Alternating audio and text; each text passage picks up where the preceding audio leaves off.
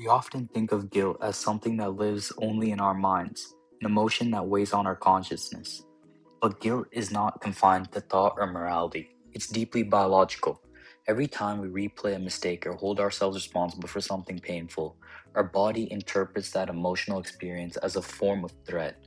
The cardiovascular system, our heart vessels, and blood pressure regulators respond to guilt much like it does to stress or danger.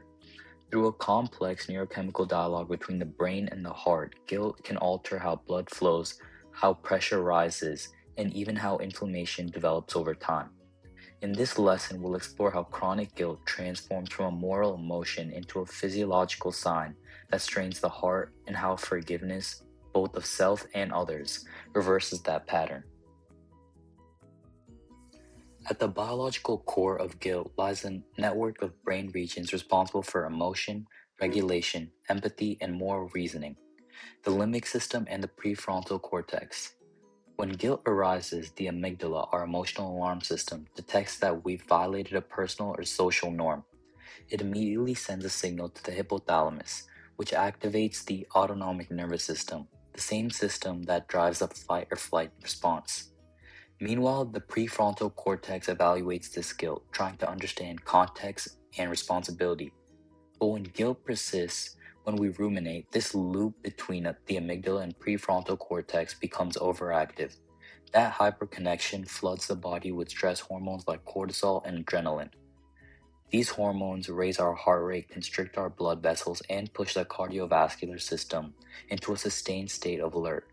What begins as an emotional experience quickly transforms into a physiological one, a mind-body echo of moral pain.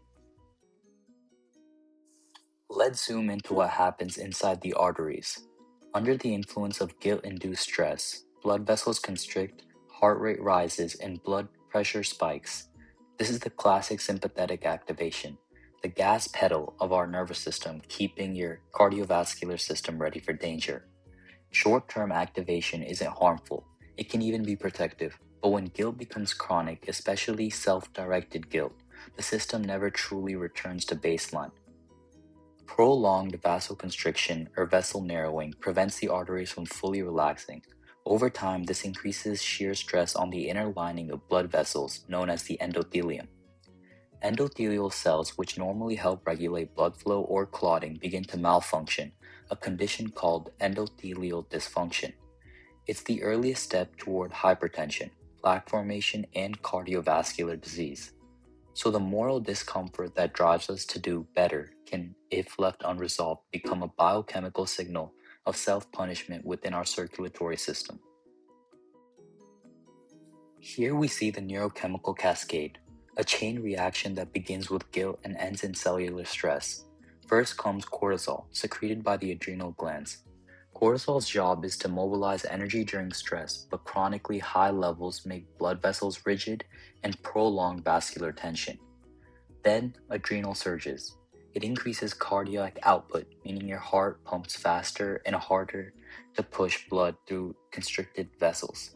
This heightened workload increases oxygen demand on the heart and can contribute to arrhythmias in vulnerable individuals. Next comes inflammation, triggered by the immune system's perception that the body is under threat.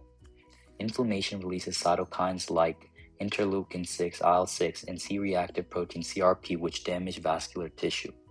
With chronic exposure, oxidative stress accumulates. Reactive oxygen species attack endothelial cells and plaque begins to form along arterial walls.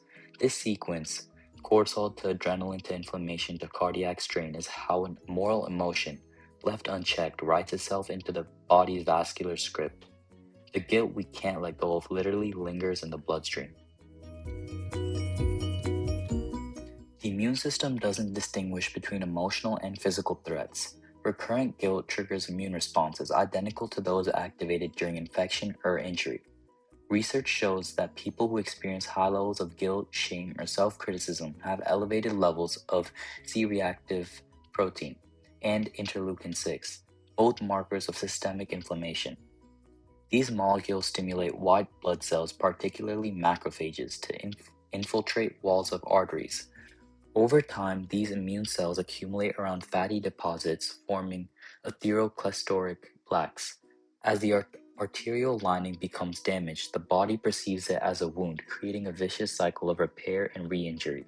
This process not only narrows blood vessels, but can also disrupt the heart's electrical rhythm, contributing to arrhythmias. What's remarkable is that emotions we think of as moral, like guilt, have measurable inflammatory signatures. They're not abstractions, they leave behind biological footprints. One of the most critical distinctions in emotional health lies between suppression and expression. Suppressed guilt, when we bury it or deny it, maintains the body in a state of sympathetic dominance.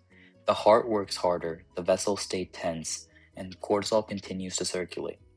By contrast, expressing guilt through journaling, therapy, prayer, or conversation activates the parasympathetic nervous system. This is the rest and digest mode, where the heart slows, blood vessels dilate, and the body begins repairing. Studies measuring heart rate variability, the subtle beat-to-beat changes in pulse, show that forgiveness and self-compassion dramatically improve HRV, an indicator of cardiovascular resilience. When we talk through guilt, instead of bottling it up, our nervous system realigns. The body interprets that communication as safety, as permission to return to balance.